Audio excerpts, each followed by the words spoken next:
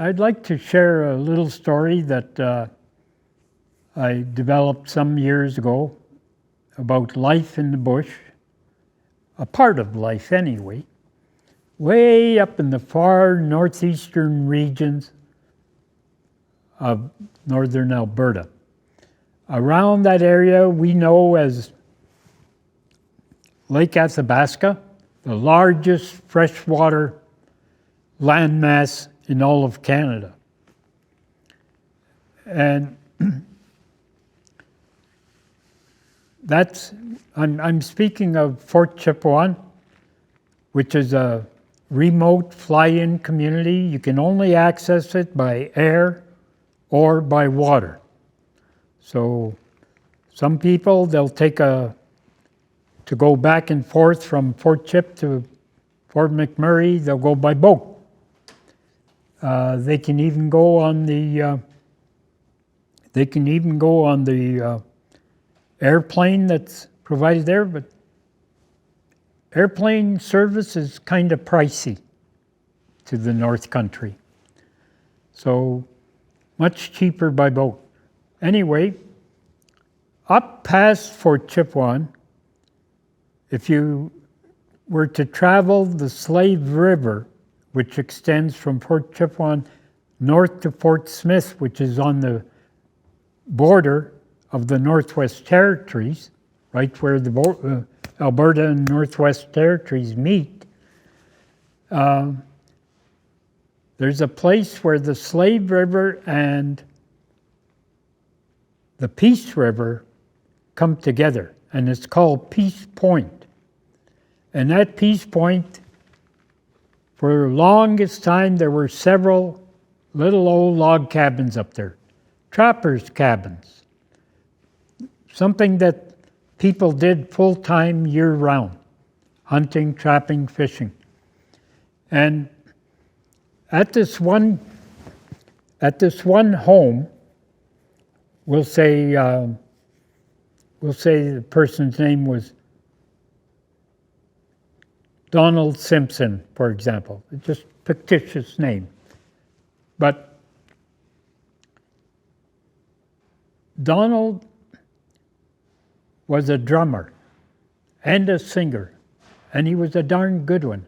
He had a drum group from his home base, known far and wide. Everybody knew Don Simpson and his group of Dene drummers.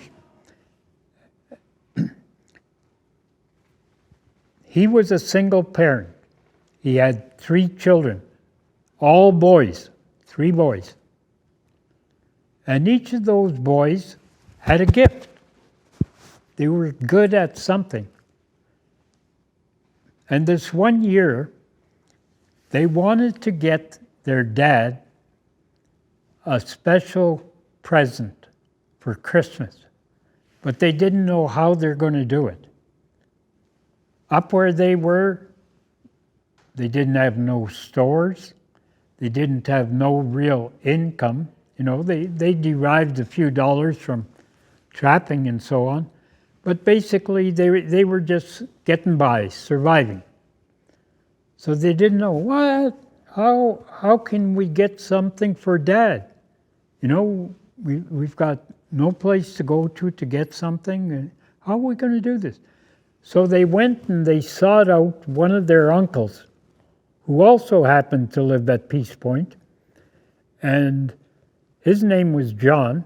So they went to Uncle John, and they sat him down. He was known for being a pretty wise man and very compassionate. And they sat down with him, and they presented their dilemma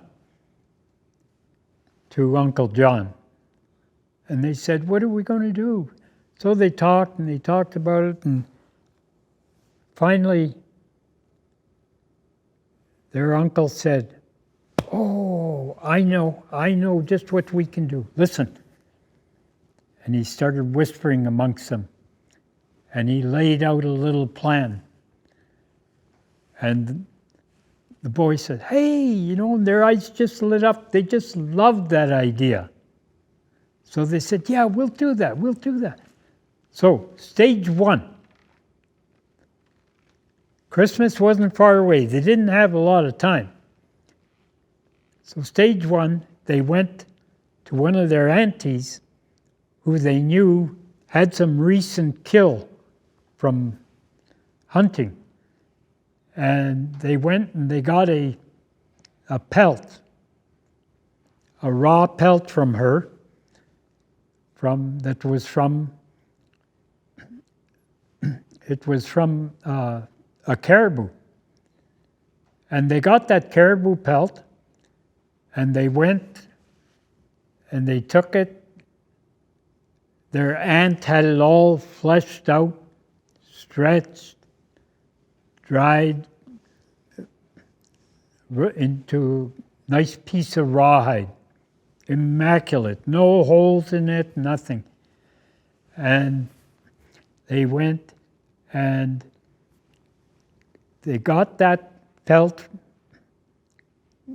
not the pelt, but the rawhide from their auntie, and they brought it home and they started working on it. So you had one boy who was good at communicating with different relatives. He knew everybody.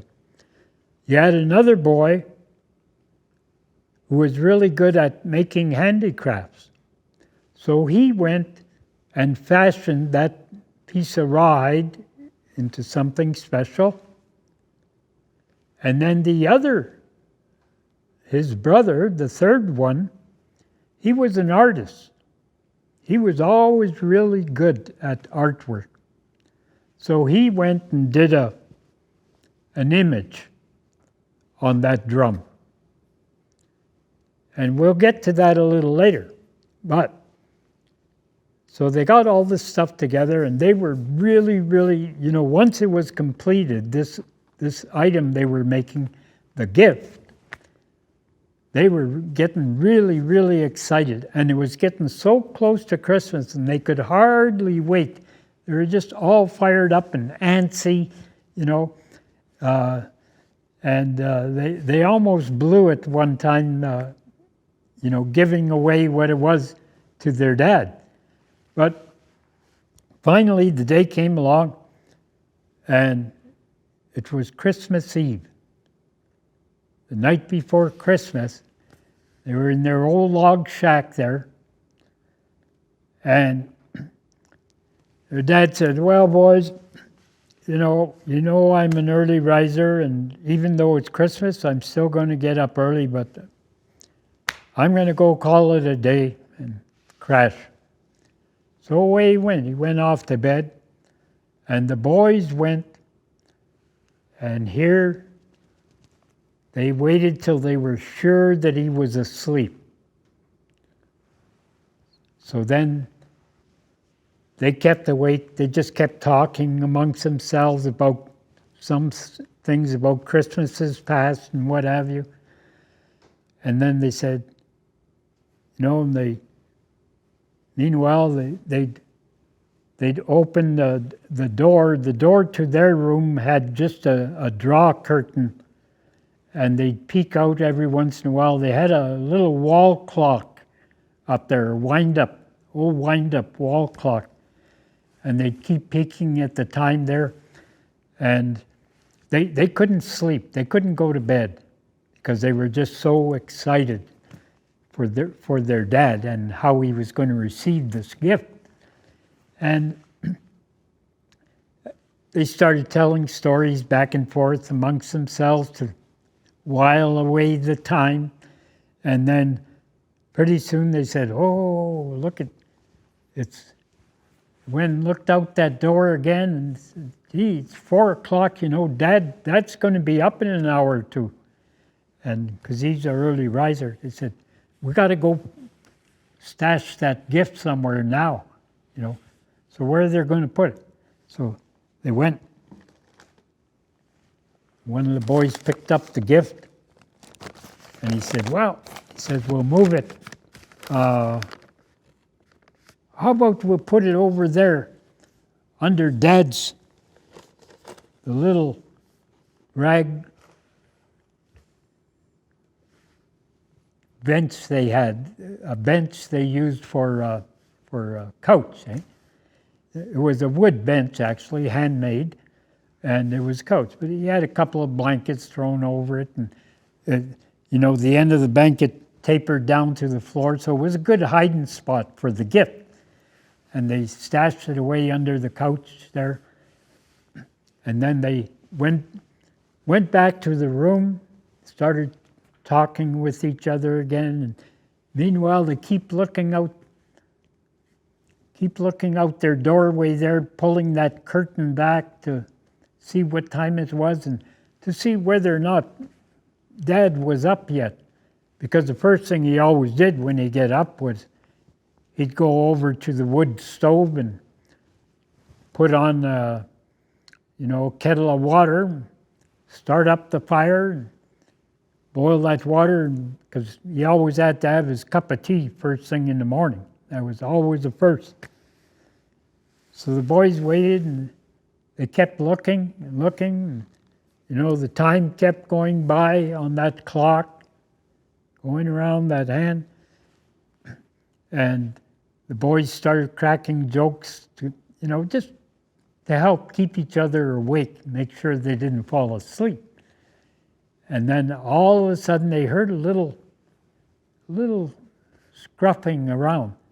And they went and peeked out that curtain doorway again, and yeah, sure enough, there Dad was up and about, and he was going to the stove to start making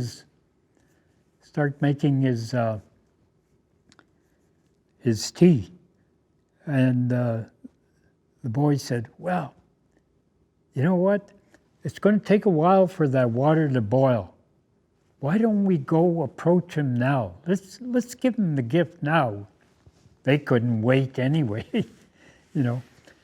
So sure enough, all three of them, they said, all right, when I say 1, 2, 3, we all rush and grab him. So on the count of 3, they go 1, 2, 3, and then they all made a mad dash. Merry Christmas, Dad! And they all just grabbed him and they dragged him over to the couch and practically threw him down on it and said, sit down, up here. Awasta, get over a bit. And they said, now, close your eyes. We got something for you. And he says, oh, what you got? He said, never mind, just close your eyes, close your eyes. So he closed his eyes. They made sure he couldn't see. And then one of the boys came and he reached down under the homemade couch he was sitting on, and they pulled out this gift. And it was all wrapped up in old newspapers. And the reason it was newspapers, well, they couldn't get wrapping paper up in the bush. Where are they going to get wrapping? And these papers, once in a while, the fur trader, when he'd come through, he'd drop off a bundle of papers for the community there. And that's what they used to wrap up the gift, you see, was the next best thing to real wrapping paper. So they went and they said, okay, Dad, you can open your eyes now. And they slapped it down in his lap. And he looked. And he didn't know what to make of it. It was kind of square and kind of light. And he looked at it and looked at it. And then he said, okay, so you want me to open it now? And the boy said, of course, you open it now. So he said, okay. So he goes and he grabbed the corner and he started ripping it open.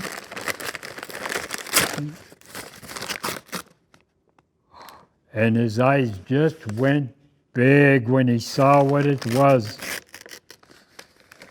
Oh. And all of a sudden, the tears just started flowing down his cheeks.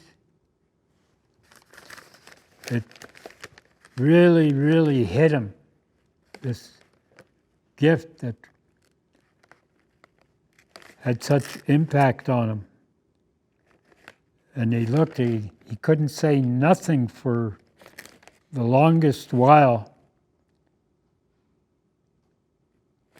And then the boys got to wondering, "What's the matter, Dad? You don't like it?" And he said, "No," he says, "well, it's beautiful, my boys. It's beautiful, just gorgeous. You got my spirit here." And he brought it all the rest of the way out and pulled it out. Here it was, a drum. And the drum had his animal spirit on it, the buffalo. And that was the first thing he saw when he had ripped that paper. And the boy said, "Well, Dad, the reason that we give you that drum was, and put that image, was because Uncle John told us that story of how you were the best drummer in the region, and that the buffalo was your animal spirit." And he says, "Yeah, that's true." And the boy said, "But you know, Grandpa, what we can't, or Dad, you know, what we can't understand is how come you got that drum up there on the wall. It's been sitting there for years, and it's cracking. It's breaking open now because it's got so dry sitting up there. And we never hear you drum on it." He says, "Why not?" He says, "Ever since we're little kids, we know that drum has sat there." So then he says, "Come on, my boys, sit down. Sit down, let me tell you about this." He says, "You see, it's true." He says, what your uncle told you about me and my drum group, and you know, I used to be the leader of that group. And we used to really enjoy going out to different functions and events all over the country, up to Fort Smith, right here in Peace Point, down to Fort Mackay, Fort McMurray, you know. But I gave up the drum one year when you boys were still young, just in steps. You were still tiny. And he says, the reason I quit playing and singing, he says, I made a promise. When your mama died, that I would never sing again.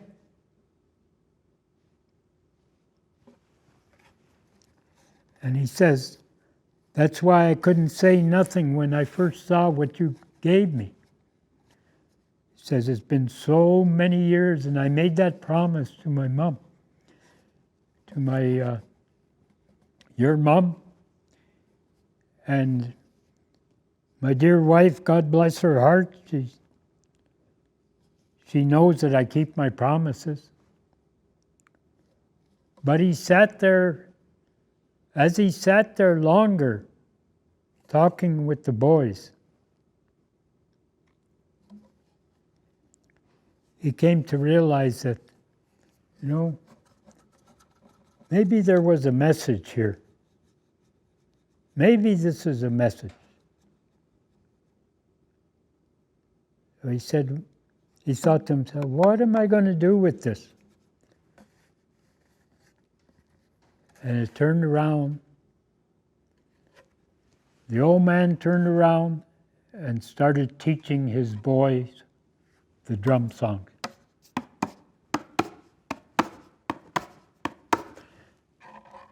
He taught all three of those boys. Those boys went out and they got two or three more young lads from the community there, and they formed their own group, drum group. Next thing you knew, they were the #1 drum group in that whole region, thanks to the sharing that their dad passed on to them, even though it was many years later. Ixamaga, hai hai.